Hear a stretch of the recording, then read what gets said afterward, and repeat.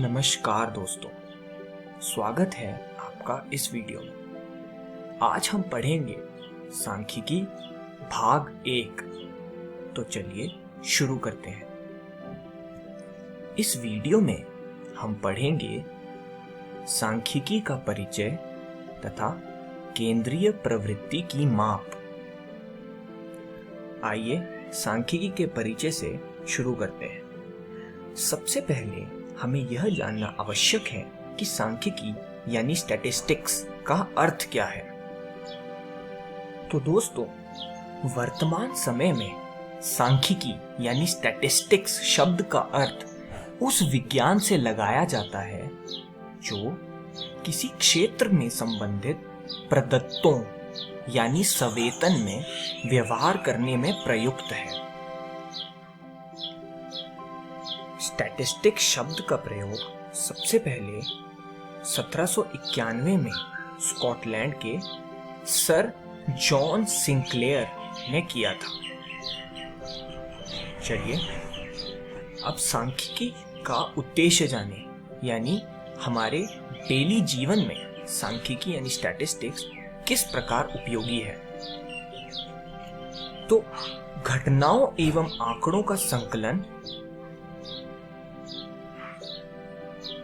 आंकड़ों का व्यवस्थापन यानी ऑर्गेनाइजेशन ऑफ डाटा, गुणात्मक तथ्य यानी क्वालिटेटिव फैक्ट्स को मात्रात्मक आंकड़ों यानी क्वांटिटेटिव फैक्ट्स में परिवर्तित करना सांख्यिकी का एक उद्देश्य है।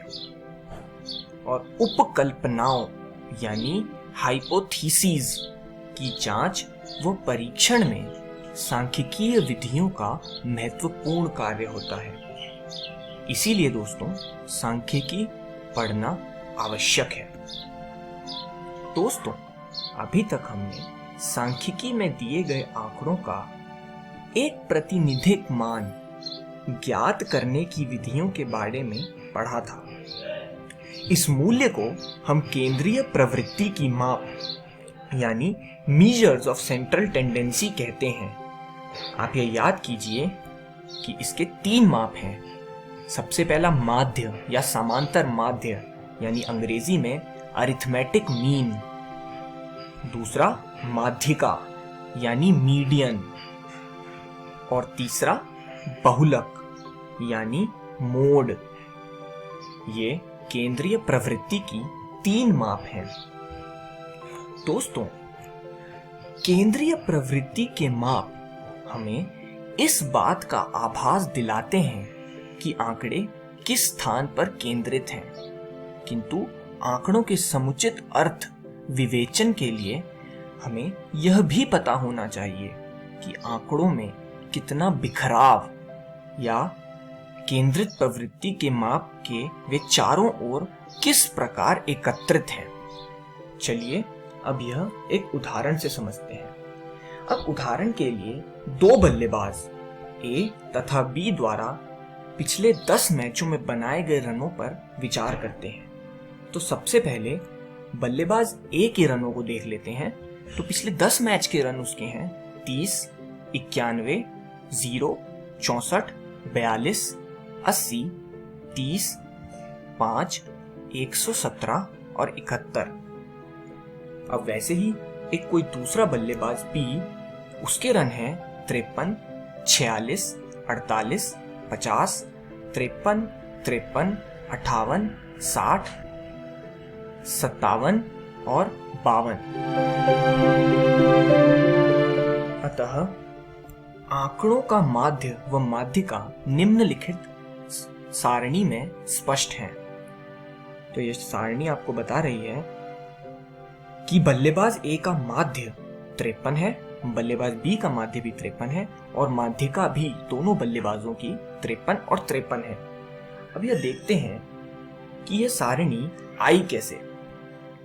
स्मरण कीजिए कि हम प्रेक्षणों का माध्य x बार द्वारा निरूपित करते हैं, जो कि उनके योग को उनकी संख्या से भाग देकर किया जाता है। यानी इसका सूत्र हुआ x बार बराबर 1/n सबमिशन यानी योग i इक्वल टू 1 से लेकर n तक xi।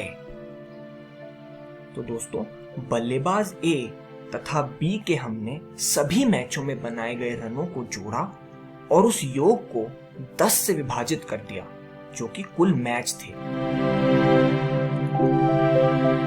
दोस्तों, माध्यिका की गणना के लिए आंकड़ों को पहले आरोही या अवरोही यानी असेंडिंग या डिसेंडिंग क्रम में व्यवस्थित किया जाता है और फिर यह निम्नलिखित नियम लगाया जाता है।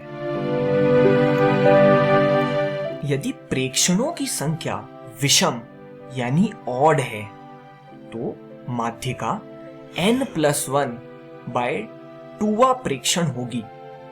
आप याद रखिए कि विषम पर n+1 अपॉन 2वां प्रेक्षण। उसी प्रकार यदि प्रेक्षणों की संख्या सम है तो वहां माध्यिका 2 होंगी। वो होंगी n/2वां और n/2 + 1वां प्रेक्षण।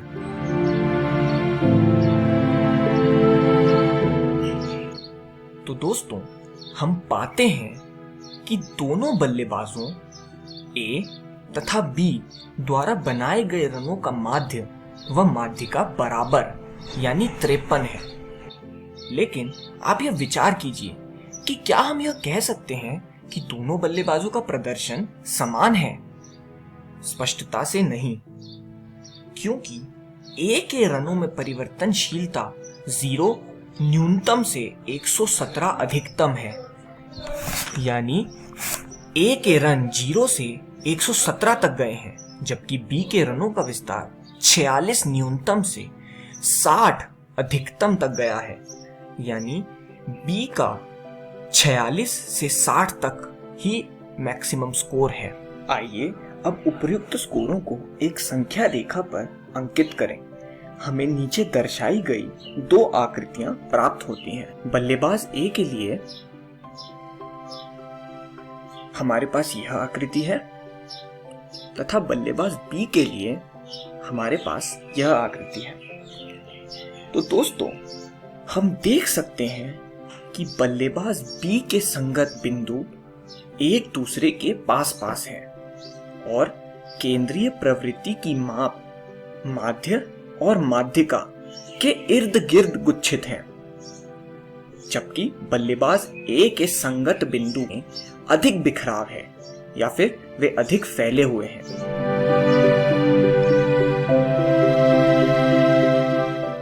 अतः दिए गए आंकड़ों के बारे में संपूर्ण सूचना देने के लिए केंद्रीय प्रवृत्ति की माप पर्याप्त नहीं है।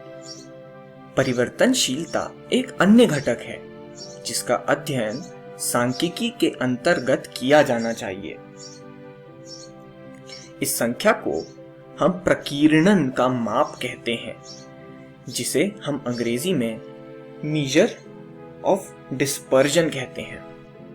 तो दोस्तों, हमने इस वीडियो से यह जाना कि संपूर्ण सूचना देने के लिए केंद्रीय प्रवृत्ति के माप पर्याप्त नहीं है। हमें कुछ अन्य चाहिए जिससे हम सांख्यिकी पढ़ सकते हैं और जिन्हें हम प्रकीर्णन का माप कहते हैं। तो इस वीडियो में हमने सीखा सांख्यिकी का परिचय, केंद्रीय प्रवृत्ति की माप।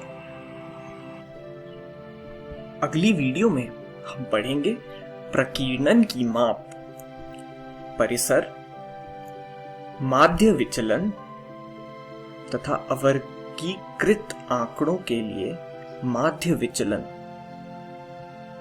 धन्यवाद दोस्तों।